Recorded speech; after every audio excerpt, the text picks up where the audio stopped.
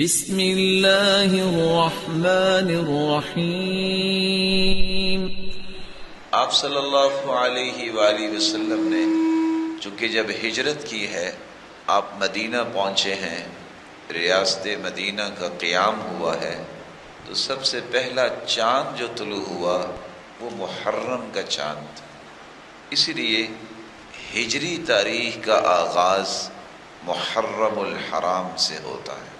ہم چونکہ مسلمان ہیں، مسلمانوں کو اس بات میں خوشی ہوتی ہے کہ جو نظام رسول اللہ صلی اللہ علیہ وسلم لے کر آئے ہیں، جس کو صحابہ نے قبول کیا ہے، اس نظام کی پیروی کریں۔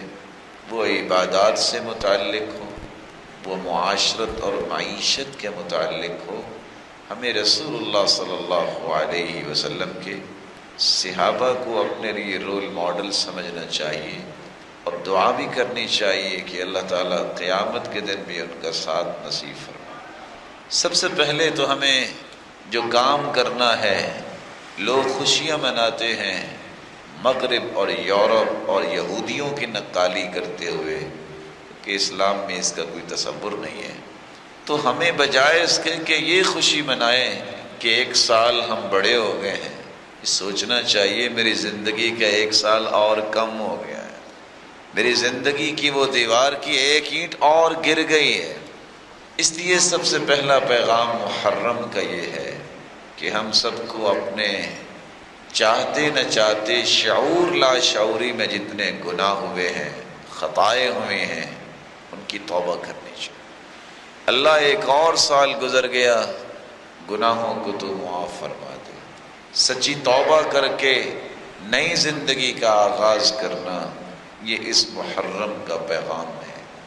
اگر اس عزت والے مہینے، اس تقدس والے مہینے، حرمت والے مہینے میں کسی کو یہ توفیق مل جاتی ہے کہ وہ اس مہینے کی آغاز میں ہی اپنی نئی زندگی کا آغاز کر لیتا ہے تو کتنا خوش نصیب ہے۔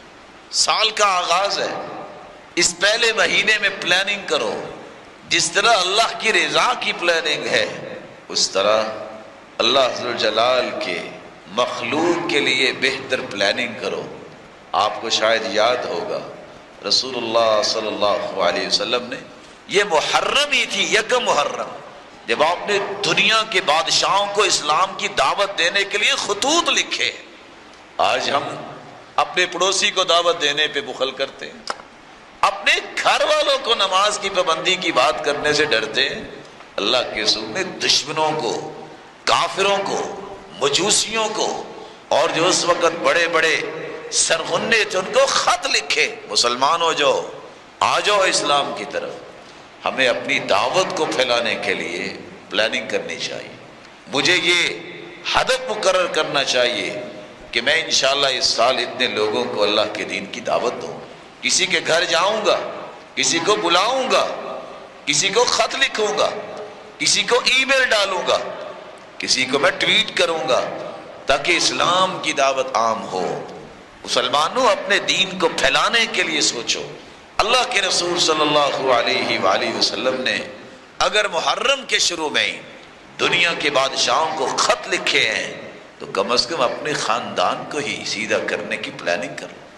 شادی پہ ہر بندہ جاتا ہے، دعوت پہ ہر بندہ جاتا ہے، بلکہ نجائز دعوتوں پہ بھی جاتا ہے۔ موسیقی لگی ہے، رقص ہو رہا ہے، یہ چھوٹے ختنے ہیں، یہ بڑے ختنے ہیں، سارے جاتے ہیں۔ اللہ کس طرح کی دعوتیں قبول نہیں کرنی چاہیے۔ کبھی اس نیت سے بھی خاندان کی دعوت کرو، آؤ کھانا کھائیں اور مل کے اللہ کے دین کی بات کریں۔ کبھی کسی نے کیا؟ اللہ کے رسول نے کیا ایسا؟ سارے خاندان کو بلایا اور بلا کے کیا کہا ہے؟ قیامت کو میں تمہارے کام نہیں آؤں گا، اپنے آپ کو جہنم سے بچا لو۔ چچا کو بھی کہا ہے، پپھو کو بھی کہا ہے، بیٹی کو بھی کہا ہے۔ اس طرح کی پلاننگ بھی کیا کرے۔ موسیٰ علیہ السلام کو اللہ نے آزادی دی، فرعون کو غرق کیا، تو کب؟ اسی محرم۔ اگر کوئی گناہوں میں کی بیڑیوں میں جکڑا ہوا ہے تو اپنے آپ کو آزاد کر لے۔ اگر کسی نے ظلم کا پنجہ گاڑا ہوا ہے کسی غریب پہ تو اللہ سے ڈر کے اس محرم میں اپنے پنجے اٹھا لے، وَمَا مِن ظَالِمٍ إِلَّا سَيُبْلَى بِأَظْلَمِهِ۔ آج اگر وہ ظلم کرتا ہے تو اسے یاد رہنا چاہیے اللہ اسے بڑا ظالم اس پہ مسلط کر دے۔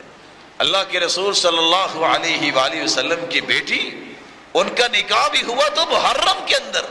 آج نہ جانے مسلمانوں کو کہاں سے یہ سوچ مل گئی کہ محرم میں نکاح نہیں کرنا۔ رسول اکرم صلی اللہ علیہ وسلم کی بیٹی کا نکاح محرم میں ہو رہا ہے۔ یہ اچھوت جو ہے یہ تو سرحد پار لوگوں کا کام ہے۔ یہ چیز اچھوت ہے، یہ چیز اچھوت ہے، اس مہینے میں شادی کریں تو یہ ہو جائے گا۔ سرتاج رسول کی بیٹی کی شادی ہوئی تو اس کو تو کچھ نہیں ہوا۔ اللہ ذوالجلال سے دعا ہے اللہ ذوالجلال ہم اس مہینے کی قدر کرنے والے بنے۔ اللہ کے رسول زیادہ سے زیادہ روزے رکھا کرتے تھے۔ یہ واحد مہینہ ہے جس کی نسبت اللہ کی طرف کی گئی، شہر اللہ المحرم، یہ حرمت والا مہینہ اللہ کا مہینہ ہے۔